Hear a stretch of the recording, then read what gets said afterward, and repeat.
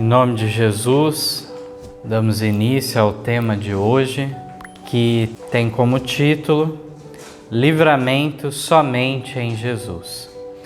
O texto de abertura está em Atos, no capítulo 4, o verso 12. Será uma primeira parte desse assunto, se Deus assim o permitir, teremos a conclusão na próxima semana. Então, em Atos 4:12 diz assim: E em nenhum outro há salvação, porque também debaixo do céu nenhum outro nome há, dado entre os homens, pela qual devamos ser salvos. Está falando de quem aqui? De Jesus Cristo Nazareno, como aqui um pouco antes, no verso 10, fala, aquele que foi crucificado por nós e ressuscitou dentre os mortos, nos dando a certeza da vida eterna. Então, gostaria de ler com os irmãos agora em Marcos, no capítulo 5, uma história maravilhosa de um milagre que o nosso Senhor Jesus fez enquanto esteve aqui na terra e as lições espirituais que tiramos dessa experiência.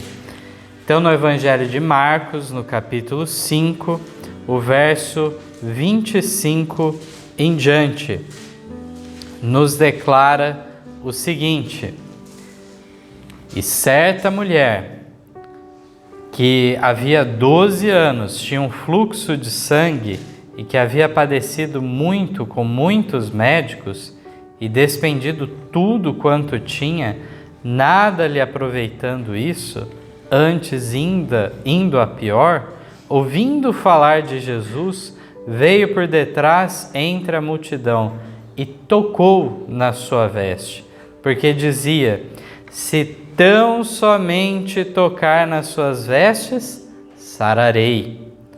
E logo se lhe secou a fonte do seu sangue e sentiu no seu corpo estar já curada daquele mal.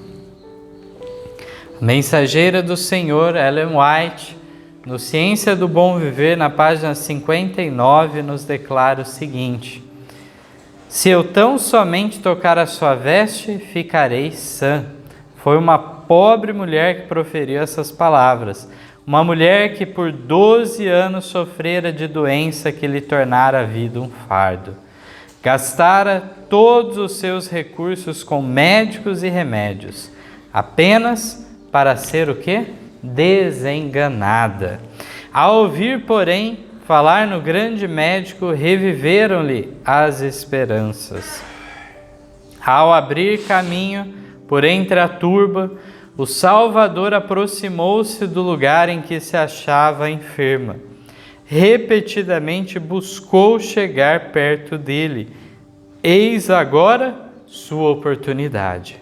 Cristo sabia todos os seus pensamentos e dirigiu os passos em direção a ela. Compreendia-lhe a grande necessidade e estava ajudando a exercer fé. Ao ele passar, a mulher se adiantou e conseguiu tocar-lhe de leve na orla do vestido. No mesmo momento percebeu que estava curada. Naquele único toque concentrara a fé de sua vida e instantaneamente desapareceram-lhe a dor e a fraqueza. Sentiu no mesmo instante a comoção como de uma corrente elétrica que lhe perpassasse pelas fibras do ser. Sobreveio-lhe uma sensação de perfeita saúde. Sentiu no seu corpo estar já curada daquele mal. Veja que situação dramática daquela mulher durante muito tempo. São 12 anos com essa enfermidade. Muitas vezes, com certeza, gurus da medicina da época ofereceram para ela o quê? A certeza daquela cura. E ela despendeu muito dinheiro nisso, mas todas as vezes acontecia o quê? Fracasso. Mas agora ela ouviu do grande médico Jesus e mais uma vez reviveu as esperanças dela. E que dificuldade, sempre era assim. Nós vemos, né? Sempre uma multidão acompanhando a Cristo. E aí vemos aqui que de fato ela de alguma maneira, com muito esforço, chega e consegue pelo menos tocar, não em Cristo, mas na sua veste. E ela pensar que aquilo, com aquela fé que ela tinha, fosse o suficiente então. E assim foi. Exerceu a fé. Mas ela foi em busca o quê? Dessa cura. Ela não ficou em casa esperando por essa cura. Mas naquela ocasião, então, para onde que Jesus estava indo? Esse episódio é interessante, que Jesus estava indo para algum lugar e no meio do caminho acontece esse fato. Vamos ler então os versos 21 a 24 que nos relatam sobre isso. Diz assim: E passando Jesus outra vez num barco para o outro lado, ajuntou-se a ele uma grande multidão, e ele estava junto do mar. Eis que chegou um dos principais da sinagoga, por nome Jairo, e vendo-o, prostrou-se aos seus pés, e rogava-lhe muito, dizendo: Minha filha está à morte, rogo-te que venhas e lhe imponhas as mãos para que sare e viva. E foi com ele, e seguia-o uma grande multidão que o apertava. Então nós vemos nessa experiência que Jesus estava a caminho de fazer o quê? Realizar um milagre. Em favor então de um dos principais da sinagoga, que teve a humildade de se colocar na sua devida posição, inferior a Jesus. E ele então roga muito, tal com receio então, que de fato ocorresse a morte de sua filha. E aí, de fato, nós sabemos, essa é uma outra história, no outro momento podemos nos deter a ela, que de fato, neste meio do caminho, Jesus não conseguia andar muito, né? Era lentamente passando até chegar ao destino. E sabemos que antes que Jesus chegue, o que ocorre com essa menina? Ela falece. Mas então, para aquilo que para o pai já era a perda de todas as esperanças, Jesus ressuscita aquela menina, então. Então é maravilhoso como vemos, isso aqui é um pequeno recorte, irmãos, que nós temos de como foi esses 3 anos e meio de ministério de Cristo. Muito bem aproveitados. Em todo momento, então, acontecendo evidências do poder divino que lhe acompanhava. Aqui, a mensageira do Senhor comenta: Cristo estava a caminho para a casa de Jairo, o rabino judeu que lhe rogara que fosse curar sua filha. Sua desolada súplica tocara o terno e compassivo coração de Cristo e pôs-se imediatamente a caminho com o príncipe para sua casa. Avançavam lentamente, pois a multidão apertava Cristo de todos os lados. Mas voltando à história daquela mulher, então, que providência Jesus tomou para que ela não fosse só com metade da bênção? Isso é maravilhoso, que nós vemos agora. Vamos de volta para o verso 30 em diante, que diz assim: E logo Jesus, conhecendo que poder de si mesmo saíra, voltou-se para a multidão e disse: Quem tocou nas minhas vestes? E disseram-lhe os seus discípulos: Vês que a multidão te aperta e dizes: Quem me tocou? E ele olhava em redor para ver a que isto fizera. Então a mulher, que sabia o que lhe tinha acontecido, temendo e tremendo, aproximou-se, prostrou-se diante dele e disse-lhe toda a verdade. E ele lhe disse: Filha, a tua fé te salvou. Vá em paz e sê curada deste teu mal. Nós vamos entrar em alguns detalhes aqui no comentário inspirado, mas antes disso é importante ressaltar que àquela altura, como vamos ver, havia uma constante discriminação contra ela devido a uma má aplicação de uma antiga lei sanitária. Se os irmãos depois quiserem conferir na Bíblia, lá em Levíticos 15, 25 a 27, nos fala sobre isso.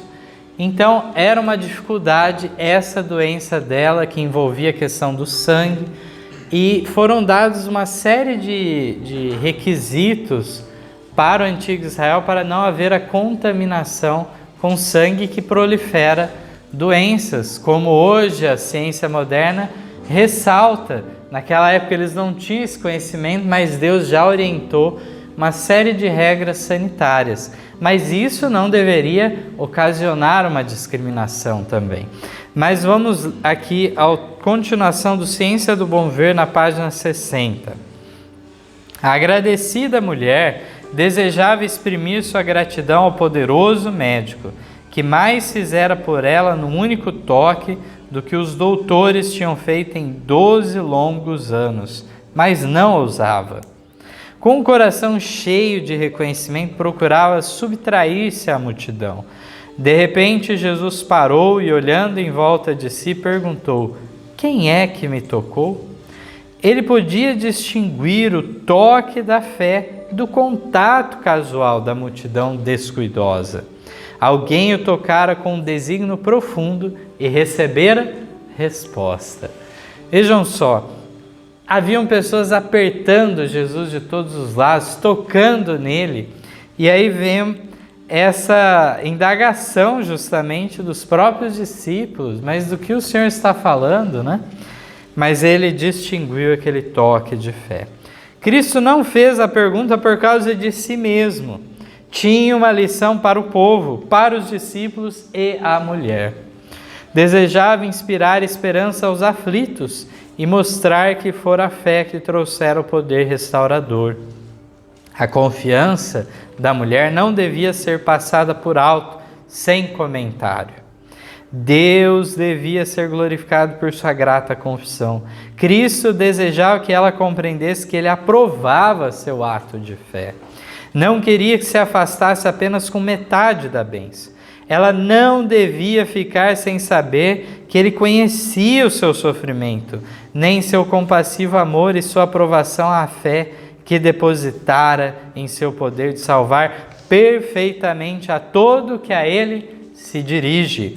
Olhando para a mulher, Cristo insistiu em saber quem o havia tocado. Vendo que era inútil ocultar-se, ela se adiantou, tremendo, e prostrou-se aos seus pés. Com lágrimas de gratidão, contou-lhe perante todo o povo, porque ele tocara nas vestes, e como havia sido imediatamente curada. Temia que seu ato em tocar-lhe a vestimenta fosse uma presunção, mas nenhuma palavra de censura saiu dos lábios de Cristo. Só proferiu palavras de aprovação. Essas provinham de um coração de amor, cheio de simpatia pelo infortúnio. Tem bom ânimo, filha, disse suavemente. A tua fé te salvou. Vai-te em paz. Que maravilhoso nós vermos isso.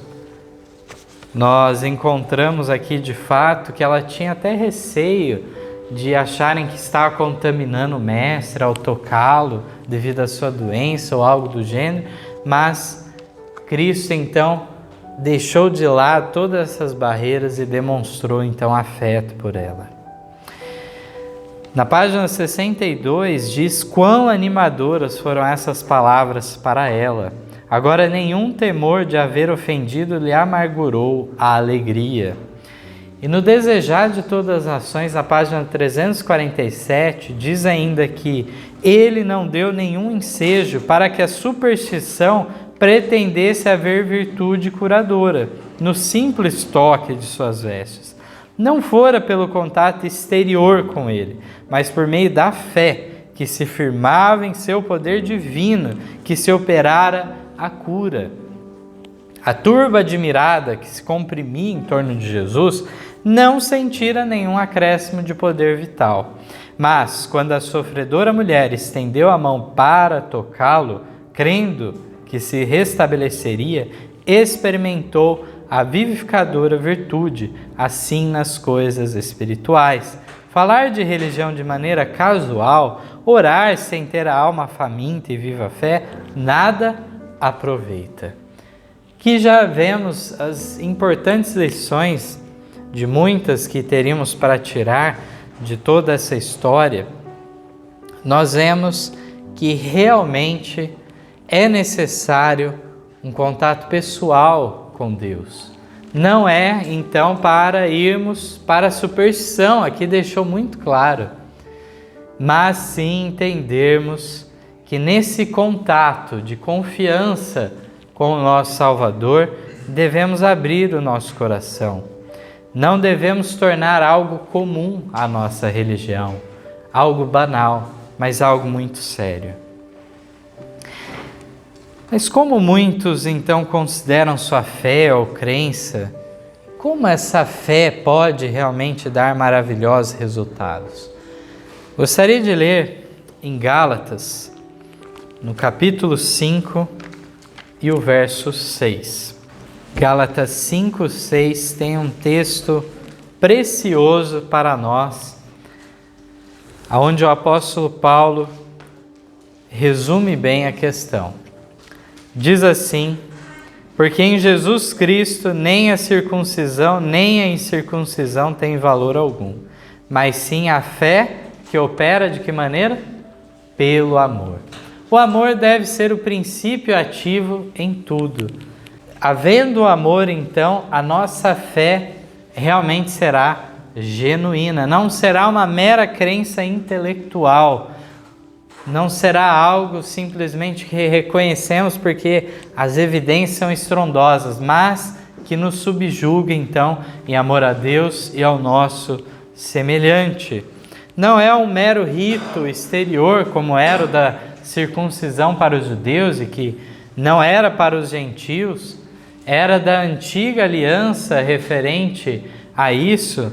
Então, de fato, àquela altura, com a fé cristã, Paulo está demonstrando que não era o rito, o ponto, nem mesmo agora se nós formos falar do rito do batismo também. O rito do batismo, ele serve o quê? De um simbolismo, de algo que deve ser uma realidade já em nossas vidas. Agora, no batismo, há a confissão pública do abandono do mundo, a entrega a Cristo, mas, de fato, isso não deve ser algo para, de maneira mágica, acontecer ao descer as águas, mas um testemunho de que isso aconteceu realmente em nossa vida.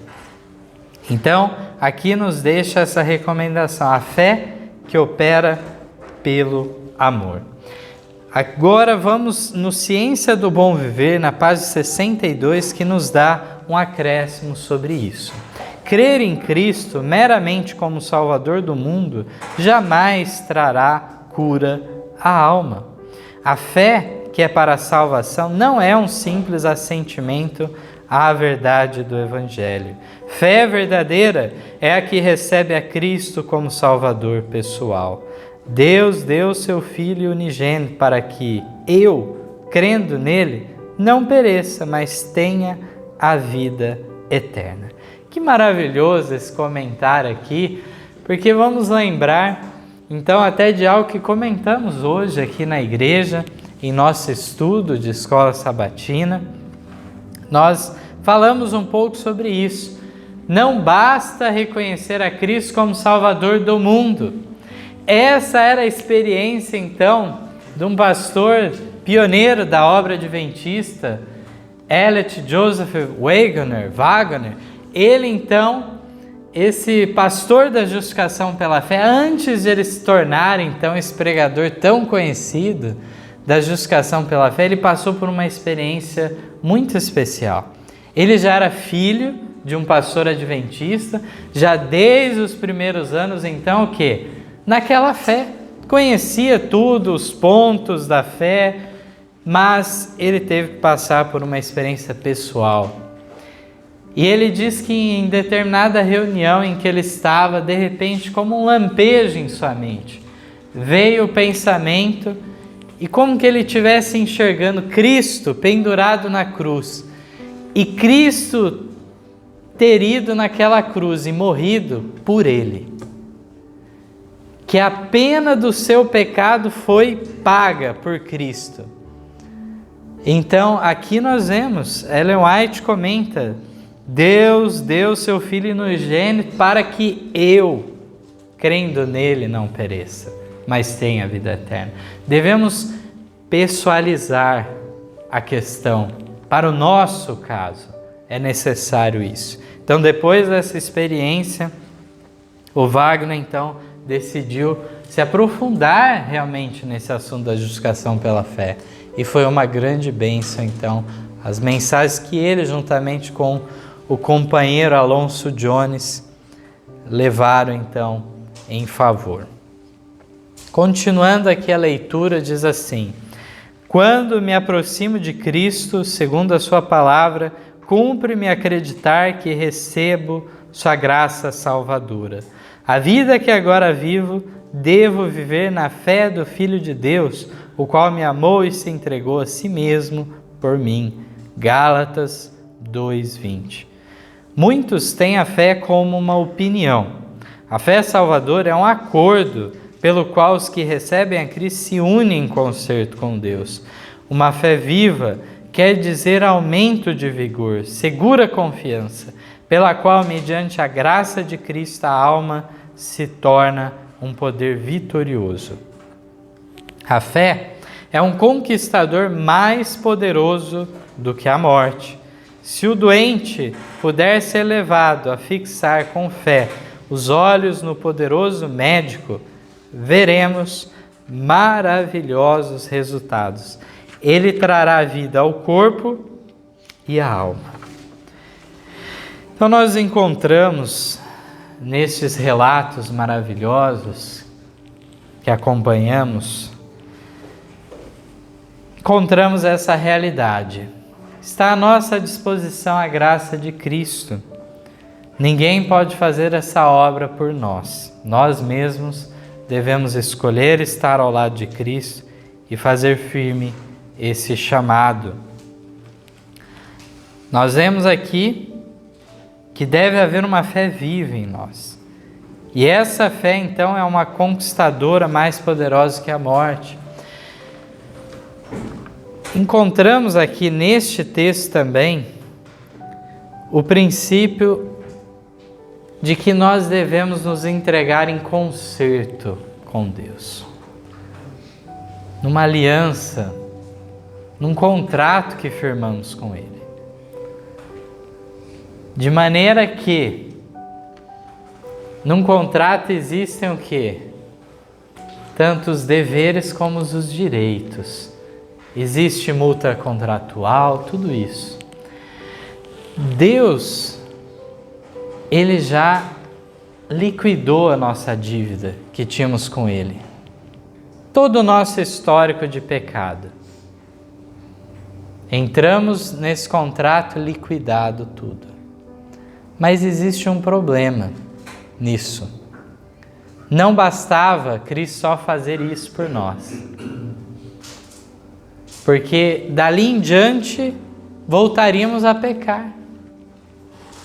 A nossa natureza é má, pecaminosa, propensa para o mal. Por isso que Ele oferece algo a mais ainda.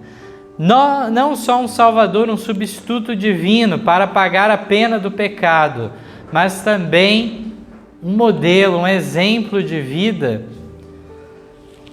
E agora, a operação da terceira pessoa da divindade. Para agora fazer a transformação. Está lá já no Antigo Testamento, em Jeremias 31, e depois Paulo repete isso no livro de Hebreus, falando então que nessa nova aliança, nessa aliança que ele firmaria com o seu próprio sangue, é ratificada, é dito que a lei de Deus seria o quê? Implantada no coração. Aquele coração de pedra seria feita uma transfusão e colocado um coração de carne no lugar. E dessa maneira, Deus que nos capacita, de maneira que Ele é o que então? o autor e consumador da nossa fé, o alfa e o ômega da nossa salvação, do início ao fim, dependemos dele. Possamos então, baseado nessas verdades anunciadas hoje, sentir o desejo de, por amor, servir ao nosso Criador e Redentor. Amém. Dando continuidade ao tema que tratamos na semana passada, aqui em nossa igreja, vamos em Lucas, no capítulo 17, os versos 12 a 19, que nos fala de uma cura especial e nos indica como devemos agir, então, diante das bênçãos que recebemos de Deus.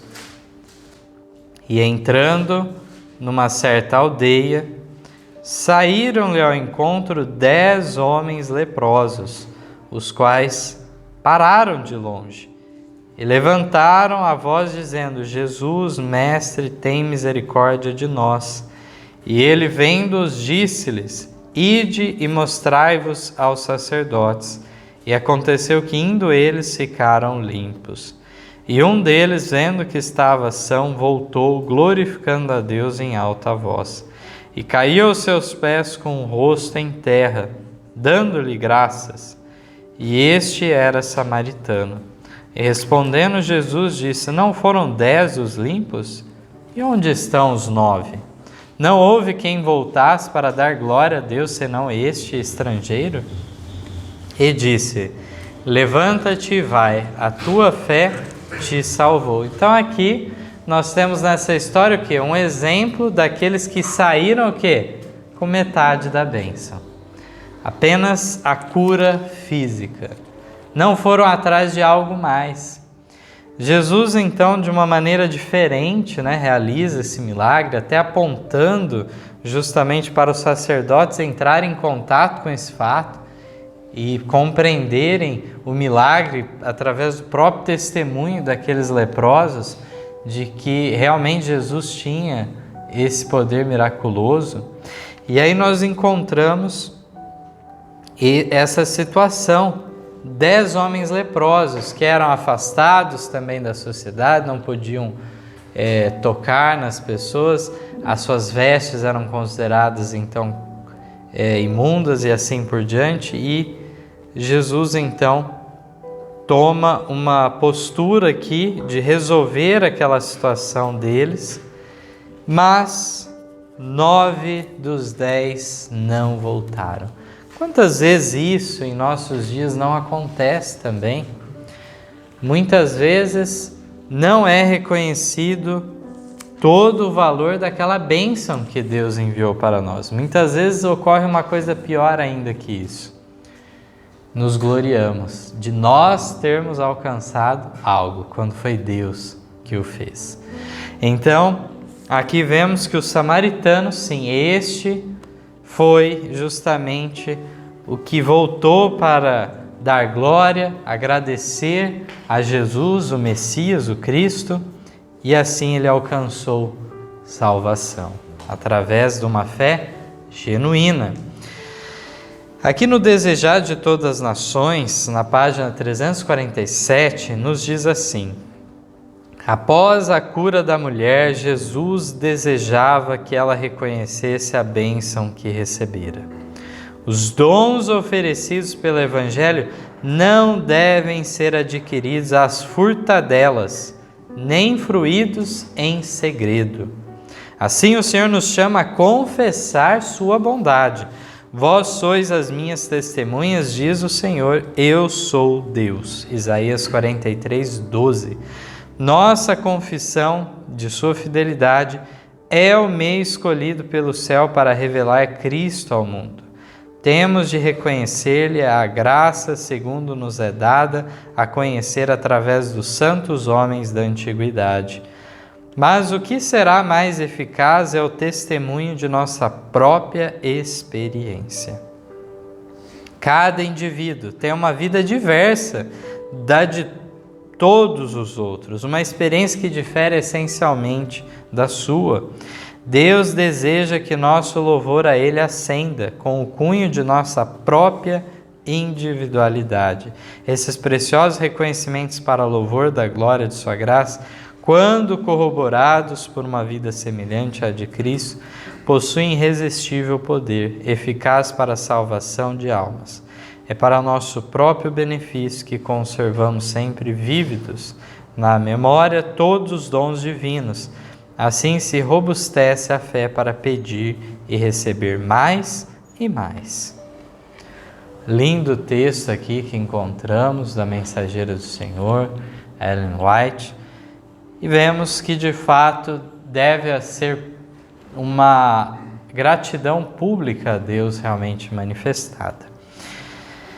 Então, um outro ponto aqui que vale a pena nós entrarmos, apesar daquela mulher ter sido vítima do falso conceito de que as enfermidades seriam algum castigo de Deus devido a pecados eventualmente cometidos, existe uma realidade que as Escrituras nos ensinam quanto à condição humana, geral. Não estamos falando aqui do indivíduo em si, de um pecado que ele tenha cometido, mas sim a condição que todos já nascem. Vamos primeiramente em Isaías 59. 59, os versos 1 a 4 nos declaram algo sobre esse tópico.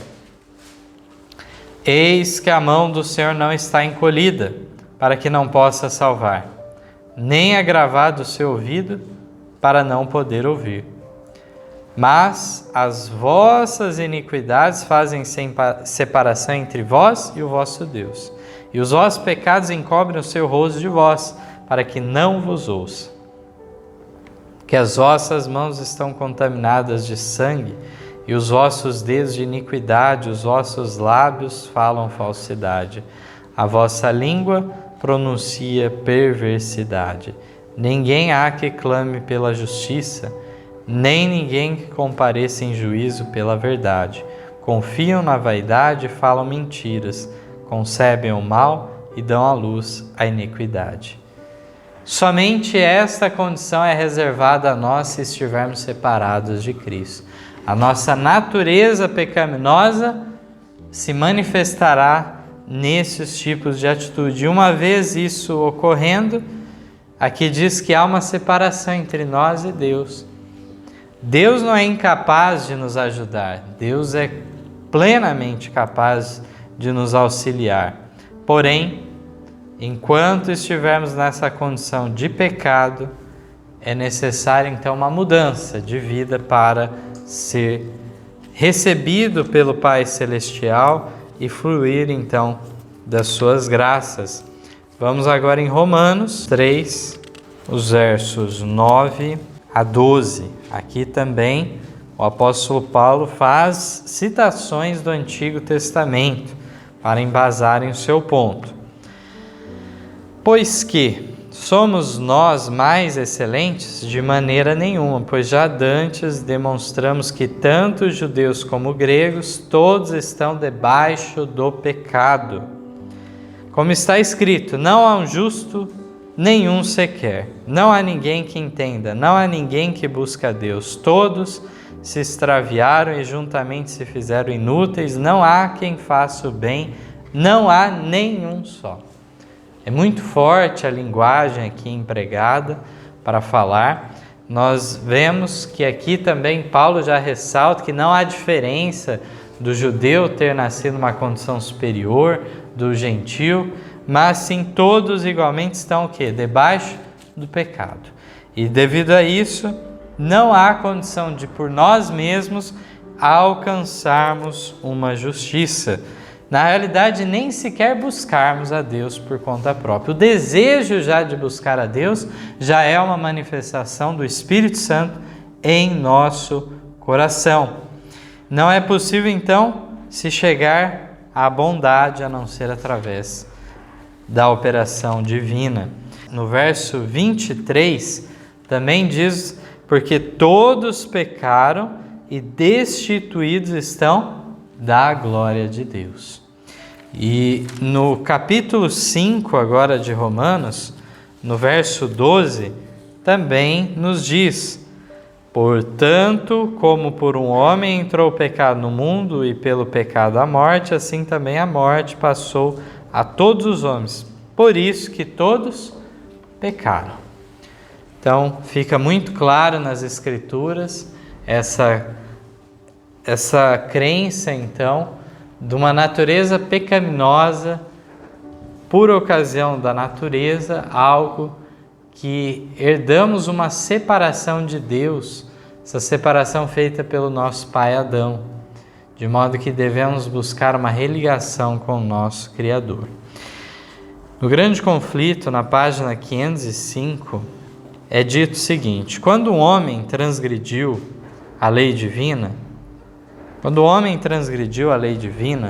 sua natureza se tornou má e ele ficou em harmonia com Satanás e não em desacordo com ele. Não existe por natureza nenhuma inimizade entre o homem pecador e o originador do pecado. Ambos se tornaram malignos pela apostasia. Aqui também no Desejado, na página 762, nos diz: a lei requer justiça, vida justa, caráter perfeito, e isso não tem o homem para dar. Não pode satisfazer as reivindicações da santa lei de Deus. No Mensagens Escolhidas, volume 1, página 321, toda a família humana transgrediu a lei de Deus, e como transgressor da lei, o homem está desesperançadamente arruinado, pois ele é inimigo de Deus, sem forças para fazer qualquer coisa boa. Vemos que lá, na primeira promessa dada, já a Adão e Eva no Éden, depois da queda, ocorre essa questão falando de uma inimizade entre a descendência da mulher e da serpente. Só que aqui, em primeira instância, sabemos que lá era uma promessa em relação ao descendente, o descendente da mulher, que viria para o quê? Esmagar a cabeça da serpente. Ela feriria o calcanhar, mas ele esmagaria então a cabeça da serpente, mostrando a vitória de Cristo na cruz, de maneira a tirar as pessoas do poder do pecado. Então, somente através do papel de Cristo, nosso descendente, então, é dessa maneira que ocorre o quê? Este ato sobrenatural. Aqui deixou muito claro que a nossa natureza se tornou má, está em harmonia com Satanás e não em desacordo com ele. Mas então foi colocado algo sobrenatural em nós para haver essa inimizade contra Satanás, quando deixamos que a graça de Cristo seja implantada no coração, porque aqui diz que por natureza não há inimizade alguma. Vemos aqui que de fato, com a queda de Adão e Eva, houve esse rompimento, de maneira que existem agora propensões para o mal no ser humano, propensões hereditárias, e também ao decorrer da vida a pessoa cria o quê? Propensões cultivadas para o mal.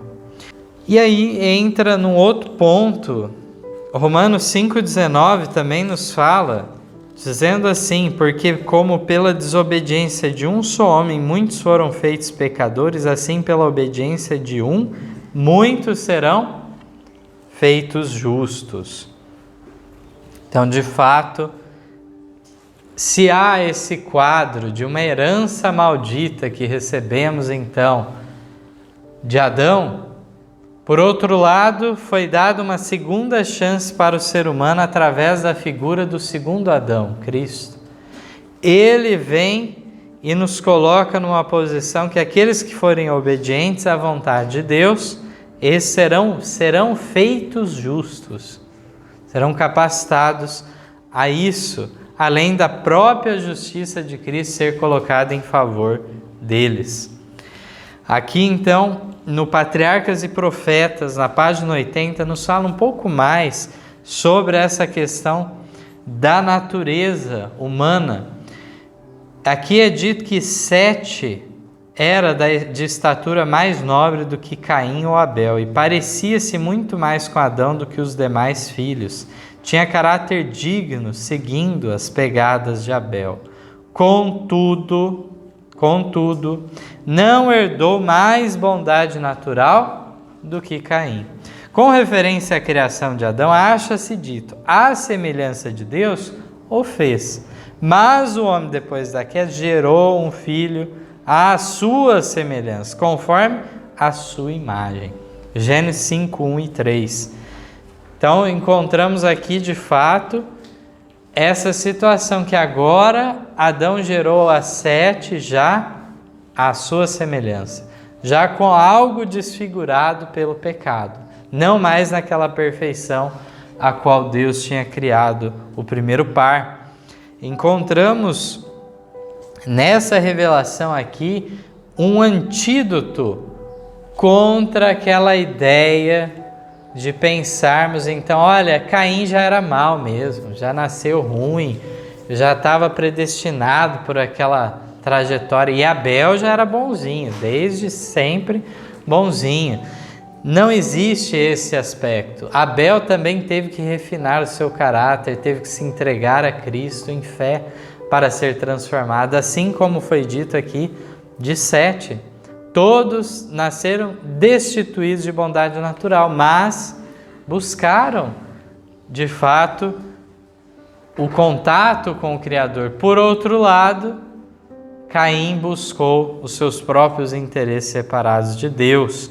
A continuação do texto nos diz assim: ao passo que Adão foi criado sem pecado, à semelhança de Deus, Sete, como Caim, herdou a natureza decaída de seus pais, mas recebeu também conhecimento do Redentor e instrução em justiça.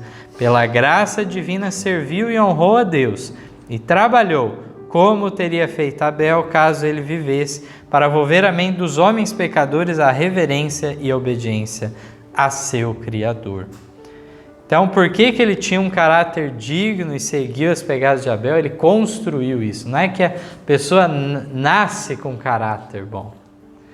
A pessoa tem que desenvolver um caráter à semelhança de Cristo. Na Sign of the Times, de 20 de fevereiro de 1879, nos diz que ele, Sete, tinha a natureza de Adão, tão destituído de bondade natural como Caim. Ele foi nascido em pecado. Isso nos lembra realmente o texto lá de Salmos 51, 5, que nos fala referente a isso. A mesma linguagem empregada. Então podemos ter convicção de como aplicar esse texto, como entendermos corretamente. Aqui, Salmo 51, 5 diz: eis que em iniquidade fui formado, e em pecado me concebeu minha mãe. E aqui é dito que Sete foi nascido em pecado. Em Manuscript Releases, volume 3, página 18, também no Comentário Bíblico, volume 5, página 1128, diz: por causa do pecado de Adão, sua posteridade nasceu com propensões inerentes para a desobediência. Isso não é eu que estou falando, é a mensageira do Senhor dizendo que não existe só um conceito de propensão cultivada, mas algo que é inerente da pessoa. A pessoa já nasce naquela condição desfavorável.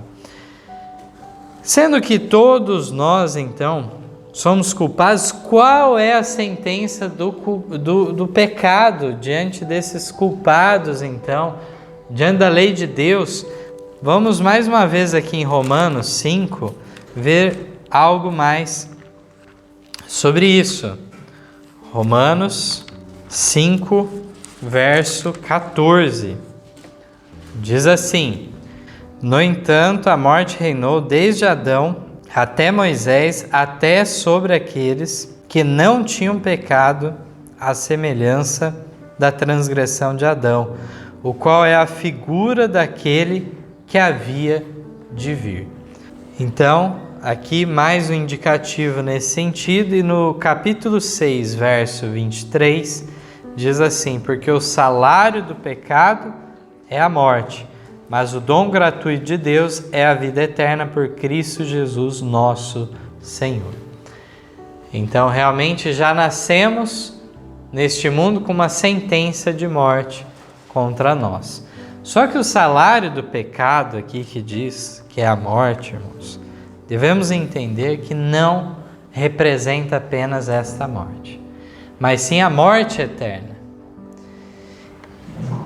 Então o justo hoje, ele passa por essa morte que é consequência da entrada do pecado em nosso mundo.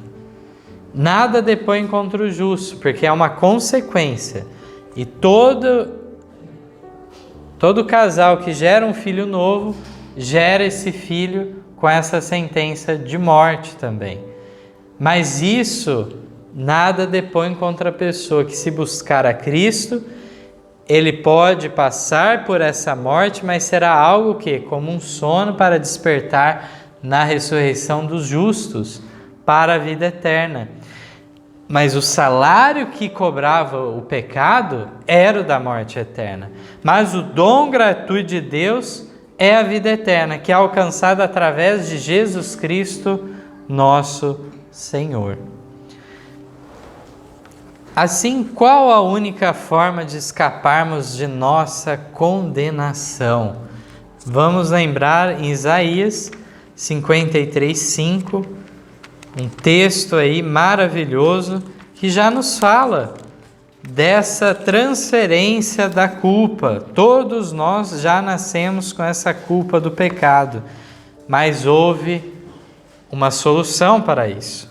Isaías 53, verso 5, mas ele foi ferido por causa das nossas transgressões e moído por causa das nossas iniquidades. O castigo que nos traz a paz estava sobre ele, e pelas suas pisaduras fomos sarados. Vamos agora em Hebreus, no capítulo 9. Hebreus 9, verso 22. Nos fala de um outro ponto também, que se cumpre em Cristo. E quase todas as coisas, segundo a lei, se purificam com sangue. E sem derramamento de sangue não há remissão. Então foi necessário o sangue de Cristo ser vertido na cruz do Calvário para nos salvar. Esse foi o quê? O juízo de Deus, a ira de Deus contra ele. Ele tomou o nosso lugar, como foi dito lá em Isaías 53. Agora em Gálatas, no capítulo 3, verso 13, nos traz também o mesmo sentido. 3,13 de Gálatas. Cristo nos resgatou da maldição da lei, fazendo-se maldição por nós, porque está escrito: maldito todo aquele que for pendurado no madeiro. Então, de fato, havia uma maldição a nós que a lei nos traz, porque a lei nos coloca como que transgressores, violadores dela. Mas isso foi transferido para ele quando estava na cruz. A morte dele foi uma morte vicária, ou, em outras palavras, uma morte substitutiva. Ele transferiu a nossa culpa para ele, o nosso substituto divino. 2 Coríntios, capítulo 5, verso 21, nos fala a mesma coisa, nos mostrando o evangelho que nos é deixado. Qual é essa mensagem? 2 Coríntios 5, 21. Aquele que não conheceu o pecado, o fez pecado por nós, para que nele fôssemos feitos justiça de Deus. Alcançamos então uma justiça imputada, colocada, posto um crédito em nosso favor, a justiça dele em nós. No Caminho a Cristo, na página 62, diz que era possível a Adão, antes da queda, formar um caráter justo pela obediência à lei de Deus. Mas deixou de o fazer e, devido ao seu pecado, nossa natureza se acha decaída e não podemos tornar-nos justos.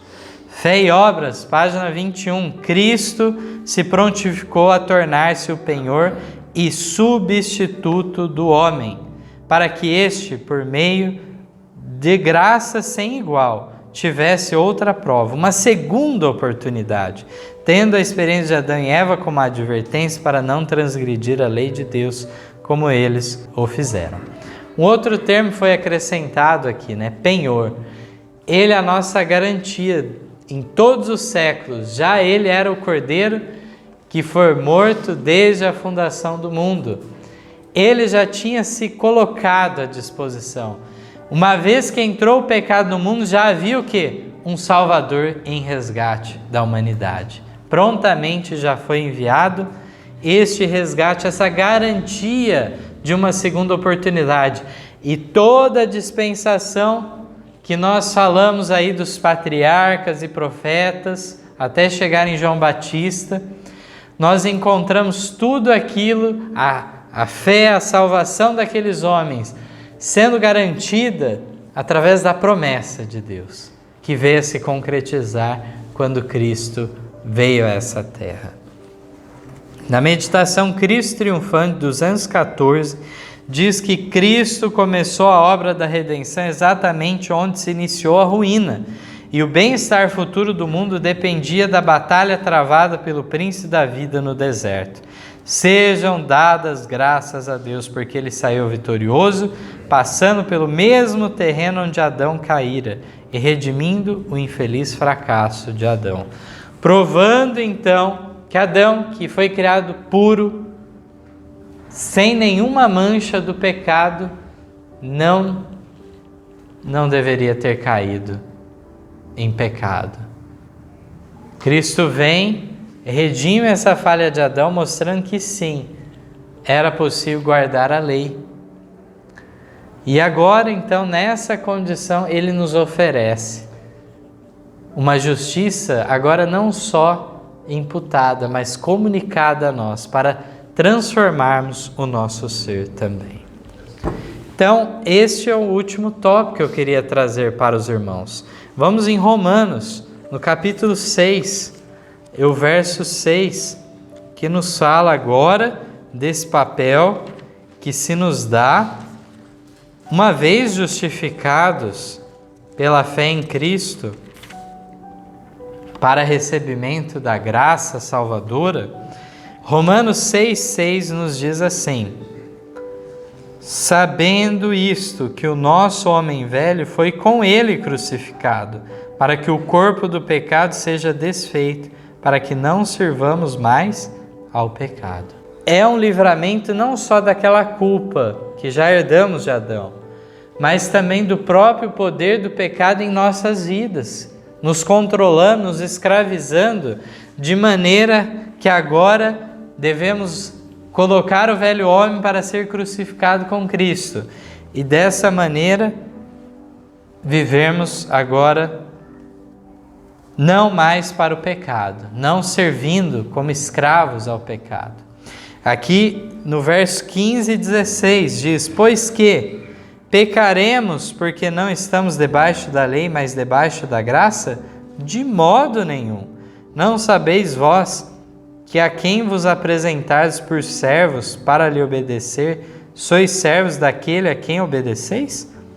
Ou do pecado para a morte, ou da obediência para a justiça. Olha que profundo aqui a argumentação de Paulo, que passa muito longe de uma ideia de abolição da lei, uma ideia de que agora o fato de se falar que não está debaixo da lei, mas sim debaixo da graça, agora é uma licença para pecar. Não, de modo algum. Quando Paulo usa essa questão debaixo da lei, ele tem um sentido específico da condenação da lei, já não mais estavam, mas agora alcançaram favor, graça, diante de Deus. E quando alcançamos essa condição, diz que deixamos de servir a Satanás, ao pecado, e passamos a servir a outro Senhor, um Senhor amoroso. O nosso Deus, então, agora nos pede sim essa obediência. E aqui diz: nós seremos servos daquele a quem obedecermos. Então aí é uma escolha de cada um de nós, obedecermos a Deus ou a Satanás. 1 Pedro 1:22 também nos traz mais um relato, formando uma visão bíblica realmente do assunto, de maneira que não sejam apenas comentários humanos que sirvam de base para a nossa fé, mas sim a firme palavra inspirada. 1 Pedro 1:22. Purificando as vossas almas pelo Espírito, na obediência à verdade, para o amor fraternal não fingido. Amai-vos ardentemente uns aos outros com um coração puro. Então, de fato, há agora essa operação de purificação através do Espírito Santo e agora uma obediência à verdade é a consequência. No Parábolas de Jesus, página 312, diz que por sua obediência perfeita tornou possível a todo homem obedecer aos mandamentos de Deus. Ao nos sujeitarmos a Cristo, nosso coração se une ao seu, nossa vontade imerge em sua vontade. Nosso espírito torna-se um com seu espírito. Nossos pensamentos serão levados cativos a Ele. Vivemos sua vida. E no caminho a Cristo, página 63, nada temos, pois, em nós mesmos de que nos possamos orgulhar. Não temos nenhum motivo para exaltação própria. Agora, atenção, 2 itens são destacados aqui no final desse texto. Nosso único motivo de esperança está na justiça de Cristo a nós imputada e naquela atuação do seu Espírito em nós e através de nós. Por fim, servimos o quê? De instrumentos nas mãos de Deus. Uma vez que deixamos o Espírito Santo atuar em nós, Deus atuará através de nós para levar outros ao caminho da salvação. Que maravilhoso, irmãos! Nós temos a Bíblia, de Gênesis a Apocalipse, nos declarando este assunto, o plano da redenção. E aqui vemos que, de fato, lemos alguns poucos textos, mas a Bíblia toda testifica dessa verdade. Encontramos então que, se oferecêssemos a nossa justiça para a salvação, as nossas próprias obras, elas têm o valor de um trapo de imundície. Mas mais do que isso, é dito que seria considerado uma traição ao reino de Cristo fazermos isso. Porque se nós agora queremos apresentar as nossas obras, a nossa justiça para a salvação, em vão morreu Cristo por nós? Então, vemos aqui que de fato Cristo morre em nosso favor, Ele cumpre esse papel de nos livrar da condenação que nos era certa, mas o trabalho dele não para aí, de maneira que nos traz realmente uma mudança de vida de todo o ser. Vemos aqui, a esperança está na justiça de Cristo imputada e na atuação do Espírito Santo em nós e através de nós. Deste modo, nós vemos que o elo de ligação é tão profundo que somos chamados o quê? De filhos. Aqueles que nasceram de novo, nasceram do alto, esses são que considerados filhos de Deus. Que seja o desejo de cada um de nós alcançarmos então essa preciosa graça a nós oferecida de maneira plena, de maneira clara nas Escrituras, e que uma vez que aceitarmos essa graça divina, passemos a outros também, seguindo o exemplo dado aqui, porque aquele que nasce no reino dos céus já nasce como um missionário. Amém.